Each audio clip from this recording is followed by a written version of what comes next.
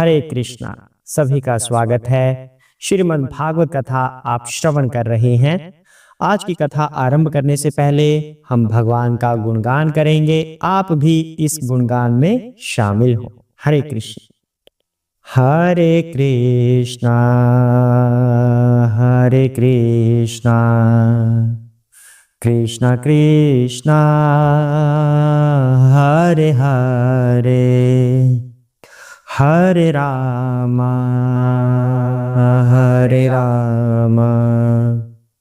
राम राम हरे हरे हरे कृष्णा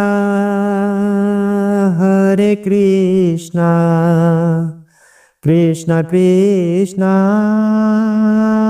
हरे हरे हरे राम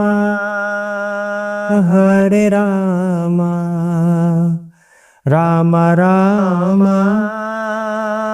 हरे हरे हरे कृष्णा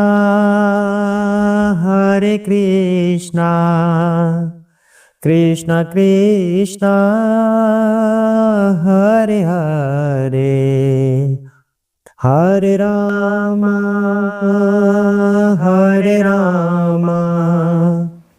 राम राम हरे हरे हरे कृष्णा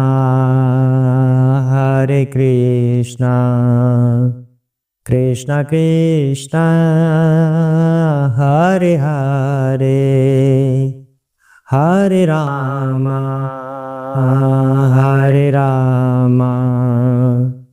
राम राम हरे हरे हरे कृष्णा। आइए पाठ आरंभ करते हैं। सबसे पहले गणेश जी महाराज की जय हो, शिव शंकर भोलेनाथ पार्वती माता की जय हो, जय सिया राम। हरे कृष्णा। राधा माता की जय हो, हनुमान जी की जय हो, गुरु महाराज की जय हो, सरस्वती माता की जय हो। आइए पाठ आरंभ करते हैं। तो शौनक आदि ऋषि बैठे हुए हैं, सूत जी महाराज के सामने प्रार्थना कर रहे हैं कि हे सूत जी महाराज, हमें कलयुग के अधर्म से बचने का उपाय बताइए, हमें भगवान की दिव्य लीलाओं के बारे में श्रवण करवाइए। आप तो भगवान के ज्ञान को भी जानते हैं और उन ऋषि मुनियों को भी जानते हैं जिन्होंने भगवान का ज्ञान सीखा हुआ है। एक लंबे अध्ययन के बाद ये ज्ञान सीख सकता है कोई, और आपने ये ज्ञान पहले से सीखा हुआ है, इसलिए हम सभी इच्छुक हैं, बड़े उत्सुक हैं आपके श्री मुख से ये ज्ञान सुनने के लिए। 1000 वर्षों तक उन्होंने ये पाठ सुनने के लिए निश्चय किया है। 1000 वर्षों तक यज्ञ उन्होंने अपना जगाया है कि हम भगवान की कथा 1000 वर्षों तक सुनेंगे। तो आज शौनक आदि ऋषि क्या कह रहे हैं, आज की कथा में हम वो जानते हैं। आज पहला अध्याय पूर्ण हो जाएगा, पहले स्कंद का। कल से दूसरा अध्याय आरंभ हो जाएगा। तो आज इस अध्याय को पूर्ण कर लेते हैं। त्वं न संदाशितः धात्रा दुस्तरं निस्थितिर्षताम कलिम सत्वहरं पुंसां कर्णधाराइवर्णवाम। हरे कृष्णा। हम मानते हैं कि सौभाग्य से हम आपसे मिल पाए हैं, जिससे मनुष्यों के सद्गुणों का नाश करने वाले उस कलि रूप दुर्लंघ्य सागर को पार करने की इच्छा रखने वाले हम सब आपको नौका के कप्तान के रूप में स्वीकार कर सकें। हरे कृष्णा। शौनक आदि ऋषि कह रहे हैं कि जो ये कलयुग रूपी जो घना सा ये सागर है, इसको हम पार कैसे करें। हम चाहते हैं कि इसको पार करने के लिए आप नौका के रूप में हमारी सहायता कीजिए। कलयुग में क्या हो रहा है, पहले तो कलयुग की आयु कम हो गई है, मतलब कलयुग में जो जीव जन्म लेते हैं उनकी आयु बहुत ही कम हो गई है। सतयुग में 1 लाख वर्ष तक हो रही थी, फिर त्रेता में 10,000 वर्ष तक रह गई, एक एवरेज एज होती है जो फिर द्वापर में 1000 वर्ष रह गई, कलयुग में 100 वर्ष रह गई, और उसके बाद भी अब कलयुग में आगे आगे घटती जा रही है। तो जो कलयुग के प्राणी हैं हम लोग, हमें जो ये उम्र मिली है 60, 70, 80, 90, 100, जो ये उम्र हमें मिली है, इसमें हम क्या ही कर सकते हैं।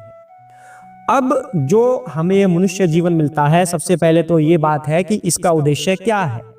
आत्म साक्षात्कार करना कि हम कौन हैं, कहां से आए हैं, जाना कहां है, और यहां पर आने का उद्देश्य क्या है, हमें इस जीवन में क्या करना है। तो सतयुग के लोग तो 1-1 लाख वर्ष तक ध्यान में रहते थे आत्म साक्षात्कार के लिए। त्रेता के लोग हवन करते थे, द्वापर के लोग पूजा करने लगे, कलयुग के लोग हरि नाम करने लगे। तो कलयुग में हरि नाम को ही सबसे महत्वपूर्ण बताया गया है।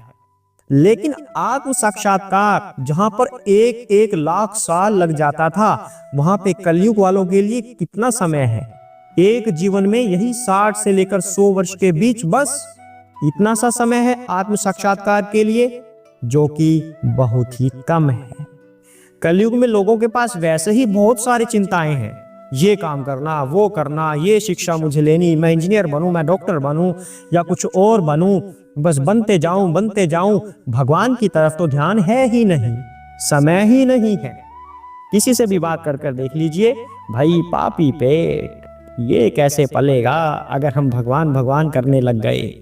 तो ये कलयुग का हाल है।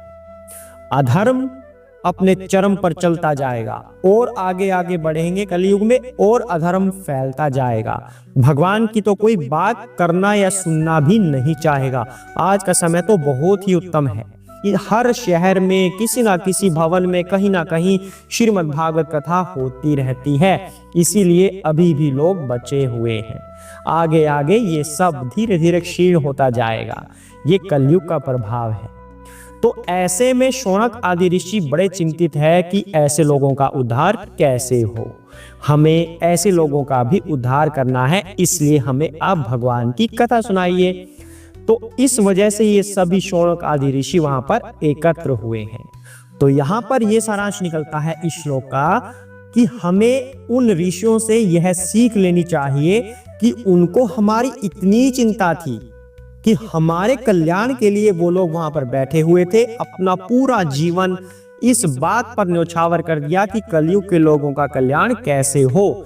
तो हमें उनसे ये सीख लेनी चाहिए कि जो निर्देश उन्होंने दिए हैं कि हम इस तरह से अपना जीवन यापन करें, उसके अनुसार हमें अपना जीवन यापन करना चाहिए। श्रीमद् भागवत कथा अवश्य ही श्रवण करनी चाहिए और उनके बताए हुए निर्देशन पर चलना चाहिए। अगले श्लोक की तरफ बढ़ते हैं, जो कि आखिरी श्लोक है इस अध्याय का। ब्रूहि योगीश्वरे कृष्णे धर्मण्ये धर्म वारमाणि स्वाम काष्ठामधुना उपेते धर्मः काम शरणाम गतः। हरे कृष्ण। चूंकि परम सत्य योगेश्वर भगवान श्री कृष्ण अपने निज धाम के लिए प्रयाण कर चुके हैं, अतएव कृपा करके हमें बताएं कि अब धर्म ने किसका आश्रय लिया है। हरे कृष्णा। श्रीमद् भगवद गीता में यह बताया हुआ है कि जब जब धर्म नष्ट होने लगता है, तब तब भगवान अवतार लेते हैं, किसी ना किसी रूप में अवतार लेते हैं। अब कलयुग तो है ही सारा का सारा अधर्मी। कलयुग ने तो बड़ी चालाकी से प्रवेश कर लिया इस काल में। कैसे हुआ था? राजा परीक्षित थे। राजा परीक्षित से कलयुग ने मांगा, ये वरदान मांगा, या कह लो कि अपनी प्रार्थना ऐसे की कि हे प्रभु, मुझे भी यहाँ रहने के लिए जगह दी जाए। तो राजा परीक्षित ने सोचा, जहां अधर्म होगा कलयुग को वहीं पर जगह दे देते हैं, क्योंकि ये तो सभी धर्म की जगह है। मेरा राज्य तो सभी धर्म का पालन करते हैं इस राज्य में, तो कलयुग तो अपने आप फिर चला जाएगा। लेकिन कलयुग भी चतुर था। जहां पर अधर्म था वहां कलयुग को स्थान मिल गया, सोने में कलयुग को स्थान मिल गया। तो इसलिए कलयुग और अधर्म दोनों मिलकर लोगों को सता रहे हैं, सबका जीवन कठिन कर दिया है। तो जब तक ये कलयुग चलेगा, अधर्म बढ़ता जाएगा। तो अब इस कलयुग में भगवान का कौन सा अवतार ऐसा है जो धर्म की रक्षा करता है? शौनक आदि ऋषि वहां पर एकत्र हुए हैं यही प्रार्थना लेकर कि भगवान हमारी रक्षा कीजिए। सूत जी महाराज कलयुग के आने वाले प्राणियों की रक्षा के लिए श्री भगवान की कथा आप सुनाइए। तो श्रीमद् भागवत की कथा जब आरंभ हमने की थी उस समय ये बात बताई गई थी कि भागवत स्वयं कृष्ण है। श्रीमद् भागवत के जो 12 स्कंद हैं वो 12 के 12 मिलकर स्वयं श्री कृष्ण बनते हैं। श्री कृष्ण का ये ग्रंथा अवतार है। तो श्रीमद् भागवतम स्वयं कृष्ण होने की वजह से कृष्ण हमारे साथ हर समय उपस्थित रहते हैं। कलयुग में अगर हम श्रीमद् भागवतम का सहारा लेते हैं तो समझिए हमने कृष्ण का सहारा ले लिया है, तो हम इस अधर्म से बच सकते हैं। इसलिए श्रीमद् भागवतम का सदैव निरंतर उच्चारण करते रहिए या फिर कम से कम श्रवण अवश्य कीजिए और हरे कृष्ण महामंत्र का जाप कीजिए। हरे कृष्ण कृष्ण कृष्ण हरे हरे, हरे राम राम राम हरे हरे। आज के लिए हम यहीं तक करते हैं। अध्याय 1 पूर्ण हो चुका है। हरे कृष्ण।